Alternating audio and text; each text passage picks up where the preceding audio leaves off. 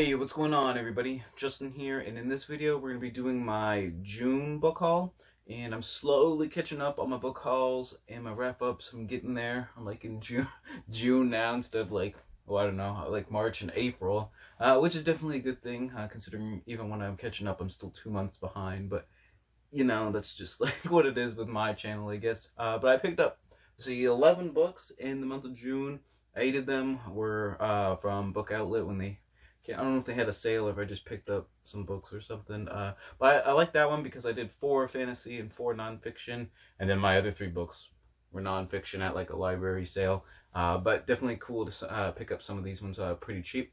But yeah, let's just go over. Let's start with the 4 fantasy books to begin with. And the first one is going to be the one I've already read, which is Raven Cry by Ed McDonald. And this is the second book in the Ravensmark trilogy, the first one being Blackwing. I really enjoyed Blackwing. Have really enjoyed this one as well. Maybe not quite as much as the first one. The first one I gave like 5 stars. This one maybe like 4.5 stars. So still really good. Just really bleak. Just grim, dark fantasy. We follow the first-person narrative of Ryalt Galhero. I don't know, just really cool. Everything is pretty morally gray for the most part. Just kind of the world that, everyone is living in. But basically the main thrust here is there's these city-states that are fighting these, like, undead Draugr enemies. And they're led by these gods known as the Deep Kings. And the only thing supposedly keeping them safe are this giant thing called Null's Engine, which gives it like a really cool. The magic system is really cool because it's kind of like steampunkish.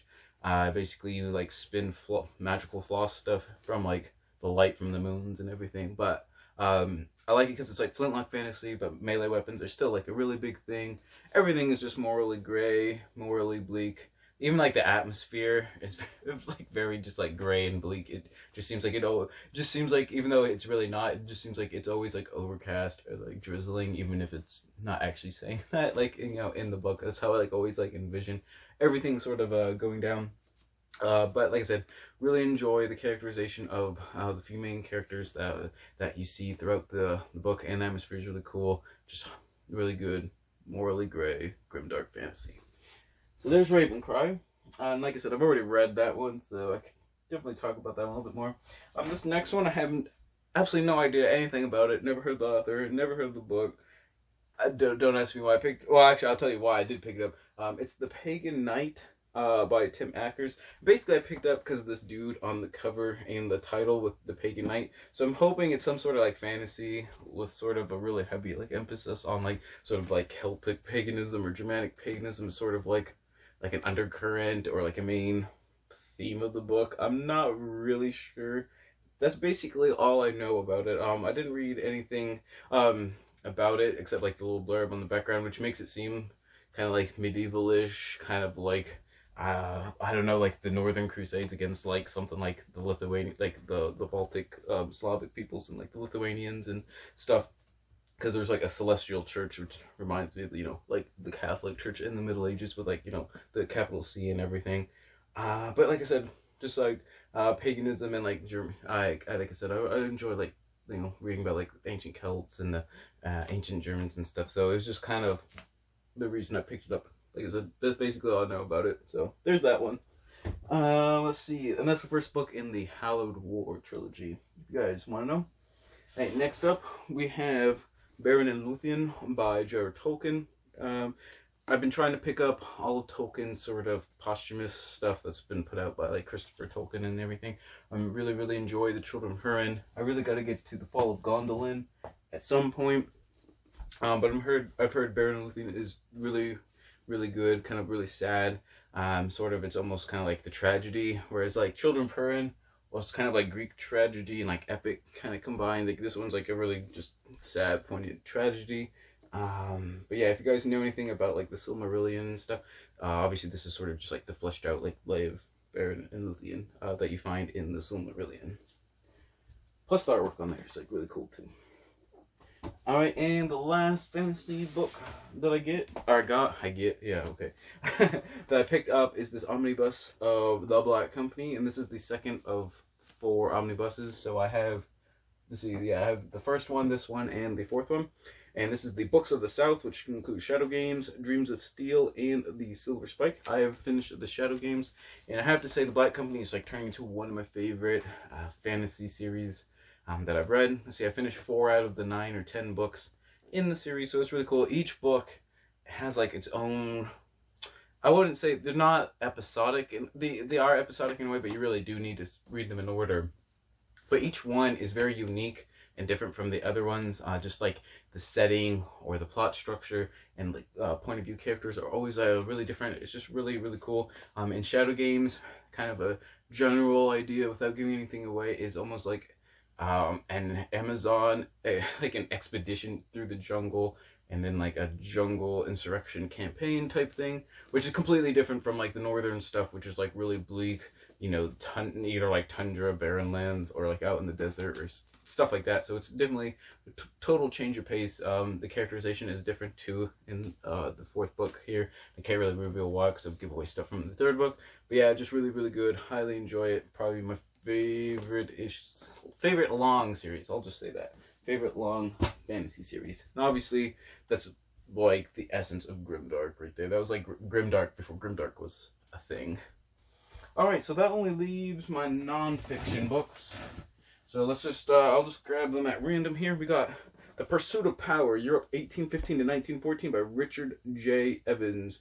Because apparently I have nothing better to do with my life than to pick up a almost 800-page political history or something of the long 19th century, which is basically from like the Napoleonic Wars through like World War I, which is sort of an era I'm trying to branch out into. I do read a lot of World War I history, but other than World War I and Theodore Roosevelt, with those few exceptions, when it hits about the Renaissance era, I kind of trail off with my history and don't really care as much. So I haven't really read that much from essentially like the 15th or the 16th through, you know, century through modern times. But the 1800s, also known as the long 19th century, especially in Europe, just because of all the kind of cataclysmic like revolutions and things kind of going on, is sort of an era that I want to like learn just a lot more about, and this essentially just covers that entire period. Obviously this probably, I'm assuming, from like a really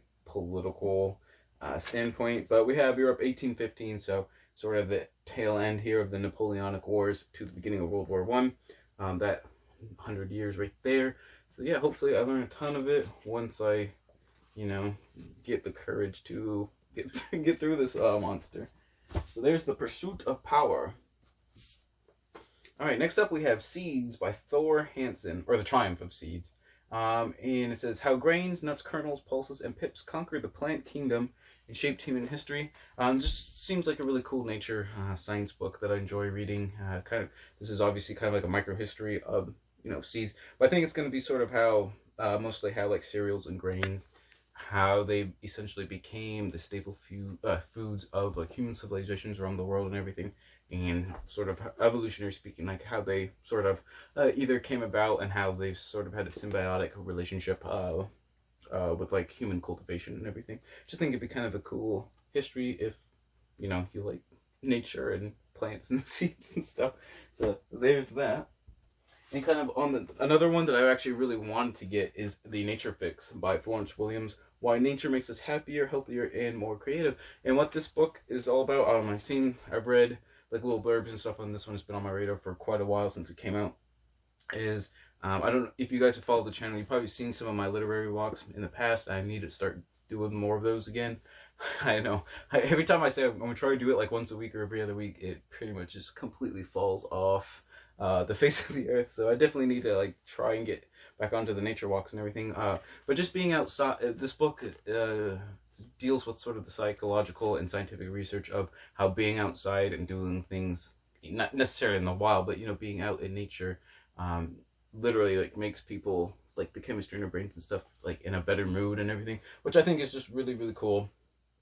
And I think it's definitely kind of a underestimated or maybe underrated sort of way of looking at the world, and how emotionally speaking, when you live in the concrete jungle like all the time, I think it does affect people in a way when you're not able to see like wildlife or even like plant life in like kind of a natural setting, if that makes sense, as much as you probably could. So yeah, like I said, I just want to read about this and see all the science behind this theory of why nature literally makes us happier people. So there's the nature fix. Then I had to pick up World War I history, and this is my last book from the book outlet haul. And it's A Mad Catastrophe, the outbreak of World War I and the collapse of the Habsburg Empire by Geoffrey Wawrow. I don't know anything about this author. I did look up after picking up this one. He has a bunch of other kind of histories based on the same sort of time period, so that'll be cool. If I really enjoy this one, I'll be able to pick up some of his other stuff. And I think I have only one other book directly related to just the outbreak of World War I. I'm trying to pick up histories of World War I from like various like specific perspectives, whether that's specific campaigns or specific like social histories or something like this, like just the beginning, like how it came about, which is a whole like convoluted mess if you know anything about World War I, sort of studying it.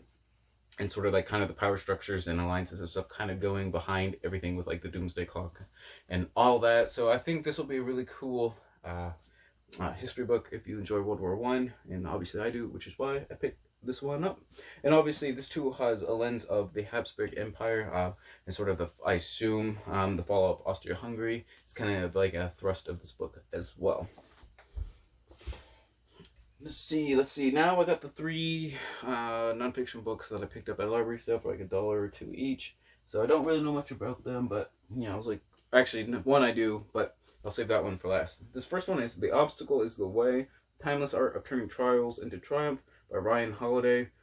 Knew nothing about it, but it had a triumphal wreath on the cover. The logo I used to use for my channel and stuff. So I was like, it can't be too bad. So I picked it up, and for what I can tell, it's sort of like, I don't know if it's really a self-help book, but it's sort of like, I think, a self-help book combined with like stoicism. And stoicism is kind of like a branch of like philosophy I've been reading a lot of lately. It's something I really enjoy like learning and reading about. So that's kind of why I picked this one up. Like I said, I don't really know anything about it, but they have like quotes by like Marcus Aurelius and stuff like on the back of it. So I'm kind of just like getting the feeling that's all about like kind of stoicism and taking like stoic principles and applying them to like modern life and whatnot. But it looks like a really short little short read, probably like, I think it's like 200 pages, but they're pretty well, I guess the font is pretty small, but still pretty short book. Hopefully that's an easy sort of philosophical work, or hopefully it's more philosophy than like self-help, but we will see. Alright, next up is a National Geographic book, and I have a couple of them, and I enjoy reading these from time to time. And this one is The Emerald Realm: Earth's Precious Rainforest, and I think this one's from like the late 90s, I want to say, so it's not like super outdated. But I do enjoy these National Geographic books almost just for the photographic content as well. Just really, really like high quality stuff, as you can see.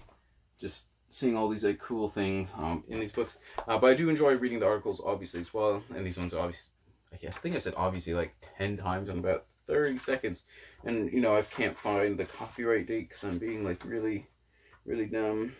Well, I guess it's from 1990, so it's from the early 90s, but it's still going to be interesting when I get to it to see sort of what I know now about kind of like the devastation of the rainforest and stuff, and see how bad it was in the 90s and how it's probably hasn't gotten better, and if anything, it's probably getting worse. So almost from like a historiographical like viewpoint, might be kind of interesting to look into this work. But like I said, I think I'm going to start collecting National Geographic, these like kind of not coffee table books, but kind of like just sort of the big ones that they put out that aren't coffee table books. I think I might start collecting some of them just for like almost like the photographic content and everything as well.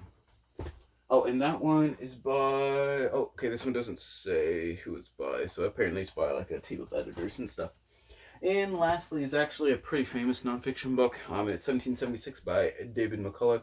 This did win the Pulitzer Prize, and that's why I think I've seen it like several times. It's like the like kind of magnum opus of like the beginning of the Revolutionary War and the kind of the signing of the Declaration of Independence and stuff, and the American Revolution, stuff like that.